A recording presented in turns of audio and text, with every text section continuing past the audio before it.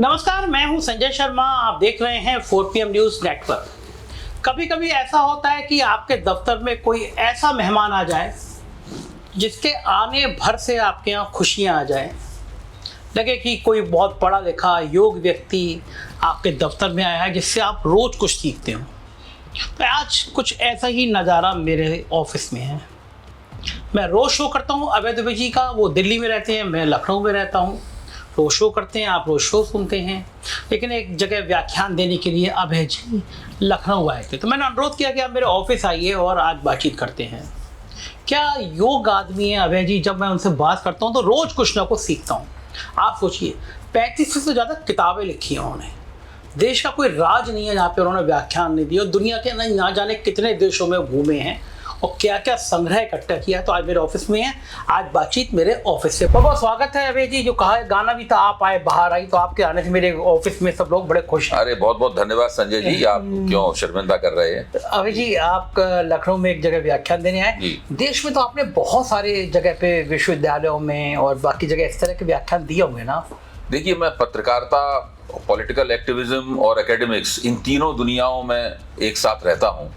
तो लोगों को जो शोध करता हूँ, जो अनुसंधान करता हूँ, और जब कोई व्याख्यान देने के लिए बुलाया जाता है तो मुख्य तौर पर मेरे व्याख्यान जो मेरे किए जा चुके अनुसंधान पर आधारित होते हैं। और जो पत्रकारिता है उसके लिए मैं अखबारों में लिखता हूँ, आप लोगों के साथ चर्चाएं करता हूँ। और पॉलिटिकल एक्टिविस्ट तो मैं रहा हूँ, लंबे अरसे तक रहा हूँ, और आज भी मेरी उसमें दिलचस्पी है।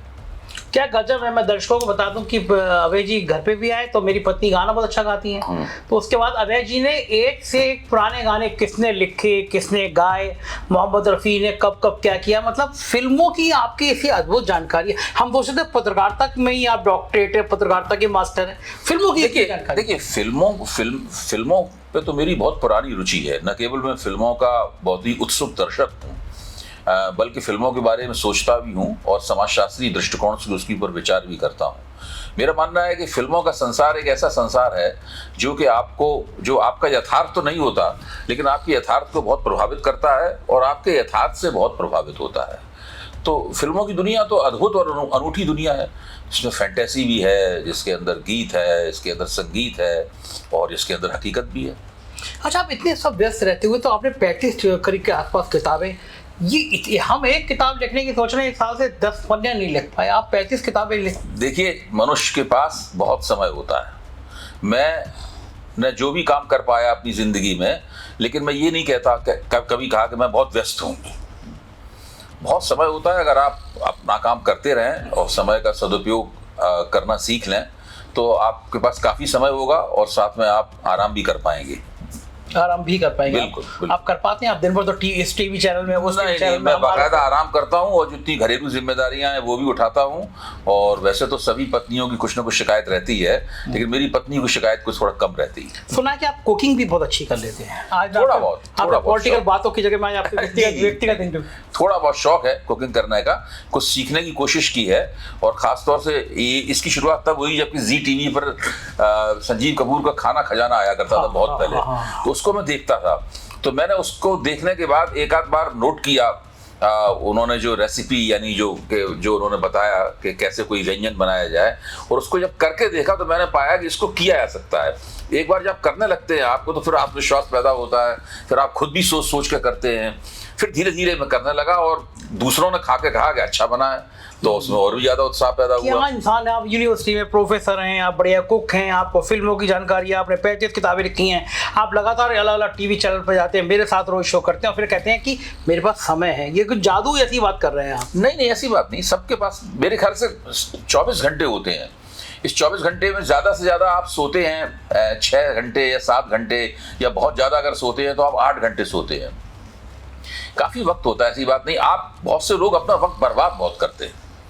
ये बात भी सही है। आप जब वक्त की बर्बादी की बात की आपने, तो हम फिर पॉलिटिकल दुनिया की तरफ ले चलते हैं। वक्त की बर्बादी कहा जाएगा, क्योंकि हिमाचल प्रदेश की सांसद, मंडी की सांसद कंगना रनौत का एक बयान कल से सुर्खियों में कह रही हैं कि किसान आंदोलन में वहाँ रेप हो रहे थे, वहाँ लाशें पड़ी हुई थी। हालांकि भाजपा ने उससे किनारा किया, लेकिन ऐसे ऐसे नमूने जिनको लगता था कि आज़ादी 2014 के बाद आई है, भारत का पहले प्रधानमंत्री सुभाष चंद्र बोस, संसद वो होती है जो हमारे आपकी ज़िंदगी को प्रभावित करती है, कानून बनते हैं। वहाँ हर पार्टी को चाहिए कि एक बौद्धिक स्तर पे एक मजबूत आदमी आए, लेकिन इतनी महान नेत्री को लाकर क्या यही तस्वीर पेश की है कि किसान आंदोलन में रेप हो रहे थे, लाशें पड़ी थी? देखिए, कंगना रनौत जो है अभी भारतीय जनता पार्टी की और भी सेवा करने वाली हैं। उनसे भारतीय जनता पार्टी को और भी लाभ होगा, और नरेंद्र मोदी का नाम भी उनकी वजह से काफी ऊंचा होने वाला है, क्योंकि उनकी जो कंगना रनौत की जो बौद्धिक प्रतिष्ठा है वो अभूतपूर्व है। इतना बौद्धिक रूप से उपयुक्त व्यक्ति भारतीय जनता पार्टी को और कभी नहीं मिला। हालांकि भारतीय जनता पार्टी ने ऐसे लोगों को भी टिकट दिया है जो कि नाथूराम गोडसे के उपासक थे, और भारतीय जनता पार्टी में तो ऐसे बहुत से लोग रहे हैं, ऐसे लोगों को टिकट भी दिया है जो बात बात पर कहते थे कि संविधान बदला जाना चाहिए और हमें 400 सीटें इसीलिए चाहिए ताकि हम संविधान बदल सकें, और उसका भारतीय जनता पार्टी कितना फायदा हुआ। उसकी 63 सीटें कम हो गई। तो जब आप अगला चुनाव जब होगा, मैं हमेशा मानता हूं कि मतदाताओं ने इस बार आधा काम किया है, आधा काम वो अगले चुनाव में करेंगे भारतीय जनता पार्टी के लिए, और उसमें कंगना रनौत का भी बड़ा अच्छा योगदान होगा। जैसे मैं देख रहा हूँ कि मुझे लगता है कि एक अकेले बयान ने पूरे हरियाणा में बीजेपी की ऐसी की तैसी करके रख दिया। इतना रिएक्शन हो रहा है। इस तरह के वक्तव्य उन्होंने तब भी दिए थे जब किसान आंदोलन चल रहा था। उसका नतीजा क्या हुआ? CISF की उस लड़की ने उनको एक चांटा रसीद किया। और इस तरह की दिलचस्प घटनाएं कंगना रनौत के साथ और भी हो सकती हैं। बड़ा खतरनाक है। तो बदल या यूनिफॉर्म के अंदर एकदम विद्रोह जैसी बात है। आप देखिए ना, आपको अपनी जुबान पर काबू नहीं है, राजनीति का काका आपको नहीं आता, आपकी कुछ भी समझ में नहीं आता, क्यों हो रहा है, कैसा हो रहा है, क्या हो रहा है। कंगना रनौत का मैं वैसे बड़ा सम्मान करता हूं। एक अभिनेत्री के तौर पर वो बहुत ही अच्छी अभिनेत्री है। उन्होंने जितना भी फिल्मों में काम किया है, एक आध 2-3 फिल्में तो उनकी इतिहास में दर्ज हैं। जैसे क्वीन फिल्म उनकी जो है बहुत ही बढ़िया फिल्म है। कंगना रनौत का बहुत अच्छा काम है। अगर वो अभिनेत्री बनी रहती और फिल्मों में आने का दुस्साहस नहीं करती तो राजनीति में आने का दुस्साहस नहीं करती तो आज वो फिल्मों की एक बहुत बड़ी हस्ती होती। ये करके वो राजनीति को तो नुकसान पहुंचा ही रही हैं, जिस पार्टी की प्रतिनिधि है उसको भी नुकसान पहुंचा रही हैं, और उन्होंने अपने फिल्मी कैरियर को भी बहुत नुकसान पहुंचाया है। अच्छा, क्या बीजेपी या मोदी जी ये समझ नहीं पाए होंगे कि इतनी महान हस्ती को लेकर आए हैं पार्लियामेंट में, तो इसको नतीजे तो समझने पड़ेंगे। कहावत कही जाती है कि जब किसी के जाओगे तो चमगादड़ी तरह उल्टे लटकोगे, अगर आप चमगादड़ उड़ जाओगे तो उल्टा लटकना पड़ेगा। तो आप अगर इसी चमगादड़ों की बारात में लेकर आएंगे तो ऐसे बयान तो सुनने होंगे। हरियाणा के चुनाव में कितना असर पड़ेगा इस बयान का? हरियाणा में पहले से भारतीय जनता पार्टी पूरी तरह से बैकफुट पे है। हरियाणा में तो आजकल बात चल रही है, आप हरियाणा में किसी से पूछिए तो लोग कहते हैं देखिए बीजेपी तो हरा नहीं सकती कांग्रेस को, कि तो फिर क्या होगा कि कांग्रेस ही कांग्रेस को हरा सकती है। हरियाणा वाले जानते हैं कि ये चुनाव कांग्रेस अगर हारेगी तो अपनी वजह से हारेगी, भारतीय जनता पार्टी की वजह से नहीं हारेगी। खासतौर से भारतीय जनता पार्टी ने जिस इलाके में लोकसभा में अच्छा प्रदर्शन किया है, जैसे कि जिस इलाके को हम लोग अहीरवाल कहते हैं या इसको आप दक्षिण हरियाणा भी कह सकते हैं, जिसके अंदर गुड़गांव आता है, इसके अंदर रेवाड़ी आता है, इसके अंदर मेवात आता है, ये सब इलाका जो आता है, इस इलाके में भारतीय जनता पार्टी का प्रदर्शन अच्छा है। अगर कांग्रेस ने थोड़ी सी मगजपच्ची करके इस इलाके की तरफ ध्यान दिया, टिकटों का अच्छा बंटवारा किया और इस इलाके को ये आश्वासन देने में कांग्रेस कामयाब हो गई कि हम जब सत्ता में आएंगे तो इस इलाके का ध्यान रखेंगे। कांग्रेस की पिछली सरकार के ऊपर ये आरोप लगा था कि ये इस इलाके का ध्यान नहीं देती है कि नहीं, और बहुत जाट उन्मुख सरकार है मतलब। लेकिन अगर कांग्रेस ये आश्वासन देने में कामयाब हो गई तो भारतीय जनता पार्टी का हरियाणा से पूरी तरीके से सूपड़ा साफ हो जाएगा। दूसरी शर्त यह है कि कांग्रेस की अंदर की जो गुटबाजी है उसमें आला कमान किसी एक गुट को समर्थन देता हुआ न दिखे, और जो राजनीतिक हकीकत है हरियाणा की, जैसे कि भूपेंद्र सिंह हुड्डा कांग्रेस के नेता नंबर 1 है, अगर उनको कांग्रेस के आला कमान की किसी ताकत ने डिस्टेबलाइज करने की कोशिश की, ऐसी कोई छवि गई कि इनके हाथ में पूरी चुनाव की कमान नहीं है, तो कांग्रेस को नुकसान हो सकता है। लेकिन भारतीय जनता पार्टी इतनी पीछे है, मेरे ख्याल से कांग्रेस 2-3 गलतियां करने के बावजूद चुनाव जीत सकती।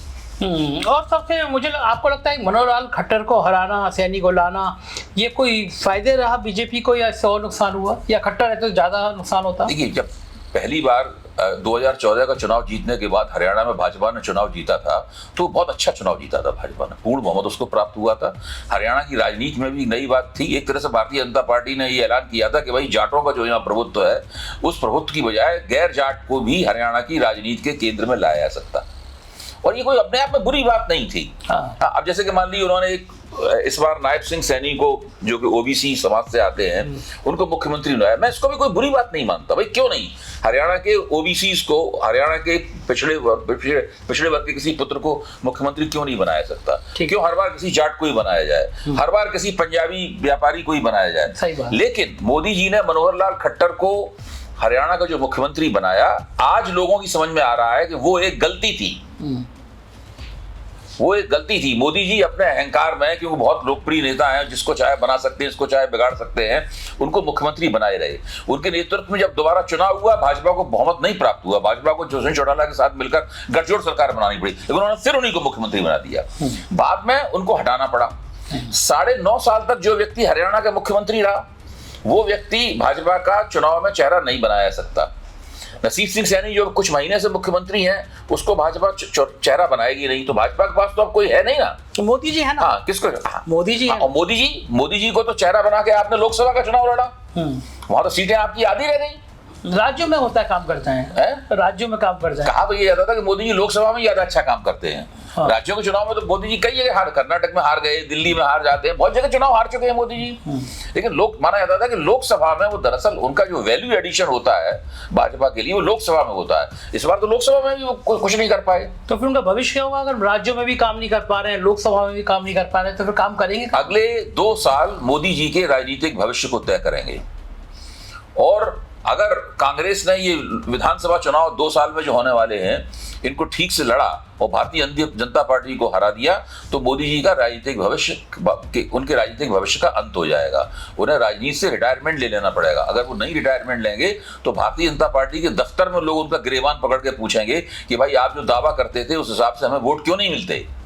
ये लग रहा है। लेकिन बीजेपी के कोई सितारे गर्दिश में है, क्योंकि कश्मीर में भी एक लिस्ट निकलती, बवाल हो गया। भाई हमने तो ये सुना था कि ये पार्टी बड़ी जबरदस्त चुनाव की मशीन बन चुकी है। हमने भी सुना था कि इस पार्टी में जो रणनीतिकार हैं, उनका कोई जवाब नहीं है।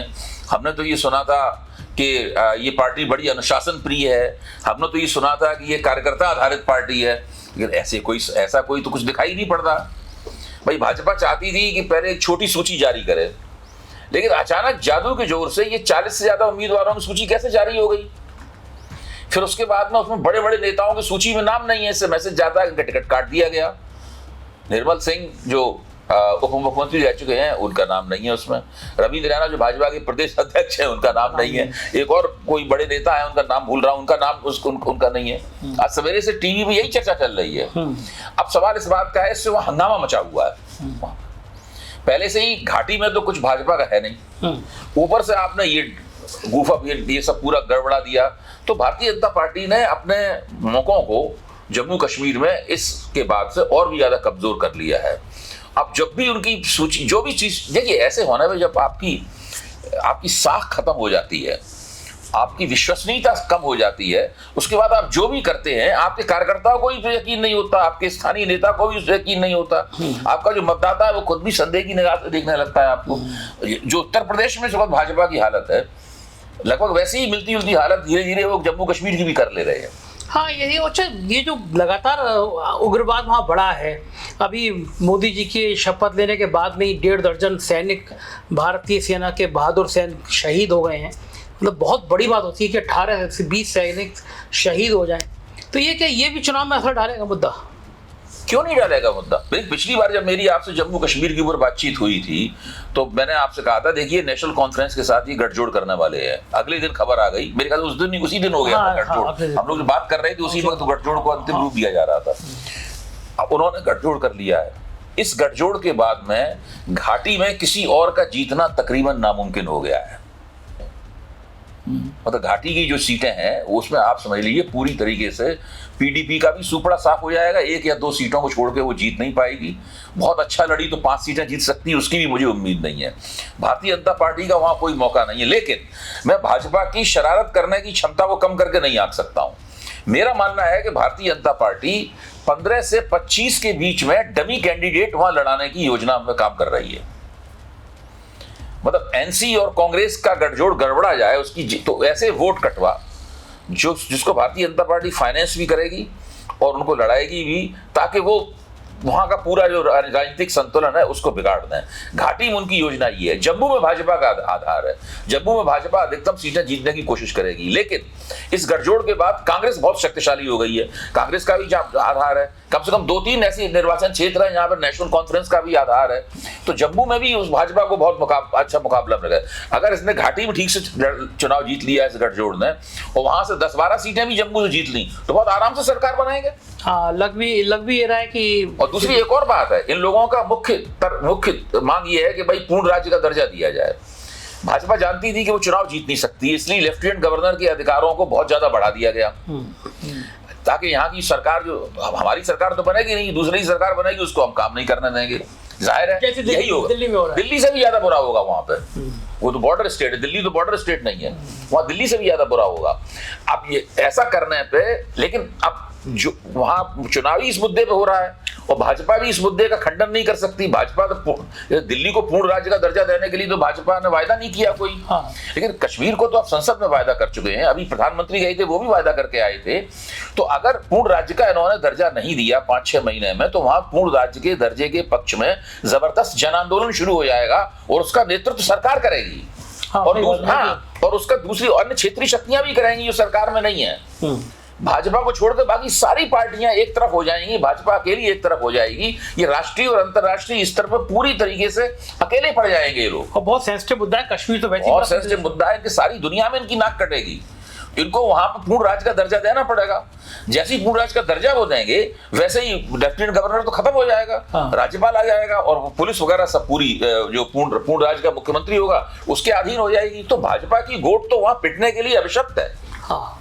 एक ही 5 अगस्त 2019 को अमित शाह ने जब धारा 35 हटाई थी संसद में, धारा 370 में से जो 35A हटाई थी, उसके बाद से एक भी ऐसी घटना नहीं हुई है जो भाजपा के पक्ष में जाती हो। ये हालत है। हाँ, कुछ वो ग्रह भी होते ना, ग्रह खराब हो रहे हैं। मुझे ऐसा लगता है कि ग्रह खराब हो रहे हैं। अमित शाह ने कहा था कि कांग्रेस को साफ करना चाहिए कि वो अलगाववादी ताकतों के साथ में है, उसको धारा 370 को लेके क्या रुख है। ऐसी बातें अमित शाह ने कहा था कि कांग्रेस की तरफ से पक्ष आना चाहिए। देखिए, इन सब बातों का कोई फायदा नहीं है। ये सब बातें बिल्कुल बेकार की हैं। अगर वास्तव में भारतीय जनता पार्टी चाहती है कि कश्मीर भारत का अभिन्न अंग बना रहे और वास्तव में मुख्य धारा में आ जाए और भारतीय समाज, अन्य शेष भारत उसको पूरी तरीके से आत्मसात कर ले, तो उसे तो भाजपा को उत्साहपूर्वक आगे बढ़कर कांग्रेस और नेशनल कॉन्फ्रेंस का जो गठजोड़ हुआ है उसका स्वागत करना चाहिए।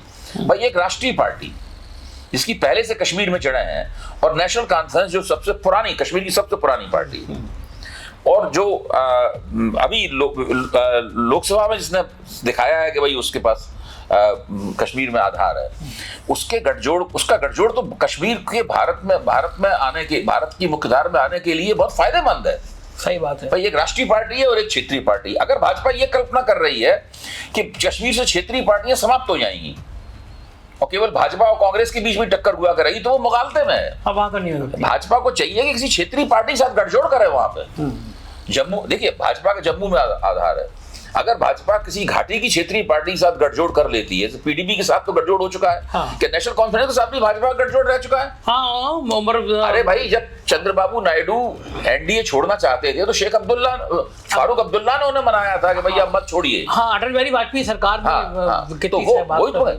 कश्मीर की दोनों बड़ी पार्टियों के साथ में बीजेपी का गठजोड़ रह चुका है। मोदी के जमाने में पीडीपी के साथ गठजोड़ किया था, मिलकर सरकार चलाई थी। और वहां पे तो उन पत्थरबाजों को छोड़ा था महबूबा ने, और तब बीजेपी के समर्थन में थे। तो भाजपा के लिए एक दिक्कत नहीं, लेकिन भाजपा का दिमाग, रणनीतिक दिमाग काम करना बंद हो गया है लोकसभा चुनाव के बाद। कुछ कर नहीं पा रहे हैं। वरना अभी अगर होता तो मैं किसी क्षेत्रीय पार्टी के साथ में गठजोड़ कर लेता, और गठजोड़ करते ही भाजपा कश्मीर की लड़ाई में वापस आ जाएगी। भाई, जम्मू में उसके पास आधार है और घाटी की पार्टी के साथ गठजोड़ हो जाएगा। तो टक्कर में आ जाएगी। भले चुनाव हार जाए, लेकिन टक्कर में रहेगी। अभी तो टक्कर में ही नहीं है। एक आखिरी सवाल, कश्मीर और हरियाणा दोनों के रिजल्ट्स क्या होंगे और रिजल्ट के बाद बीजेपी की क्या स्थिति बनेगी? दोनों में ये 2-0 रहेगा, दोनों इंडिया के पक्ष में। इंडिया के पक्ष में ये 2-0 रहेगा। बीजेपी दोनों हारेगी। हाँ, बीजेपी दोनों हारेगी। और फिर बीजेपी का क्या? देखिए इसमें क्या है कि महाराष्ट्र में भी बीजेपी को हारना तय है, अभी से तय है। केवल झारखंड में आप कह सकते हैं कि बीजेपी टक्कर देगी, लेकिन वहां भी कोई चुनाव एक तरफा नहीं है। अभी आपने न्यूज वो मूड ऑफ द नेशन सर्वे देखा यशवंत देशमुख का, उस पर इंडिया टुडे के ऊपर, उसको देखने से भी स्पष्ट हो जाता है। खुद यशवंत जी से मेरी व्यक्तिगत रूप से औपचारिक अनौपचारिक बातचीत हुई है, उन्होंने भी ये कहा है कि चार जो चुनाव हैं इसमें 3-0 रिजल्ट तो रह ही रहेगा। अगर झारखंड ठीक से हेमंत सोरेन ने लड़ लिया तो 4-0 भी हो सकता है। गजब, बहुत बहुत शुक्रिया अभय जी, आप आए, आपने बाकी थैंक यू। तो ये थे अभय दुबे जी, विस्तार से बात कर रहे थे, देश की राजनीति को समझा रहे थे और कितना बढ़िया तरीके से हर जगह की जानकारी रखते हैं अभय जी। और तभी आप लोगों को अभय जी का इतना शो पसंद आता है। कैसी लगी बातचीत, अपनी राय जरूर बताइएगा। बहुत बहुत शुक्रिया। चैनल को ज्वाइन और सब्सक्राइब करना ना भूलें। Thank you.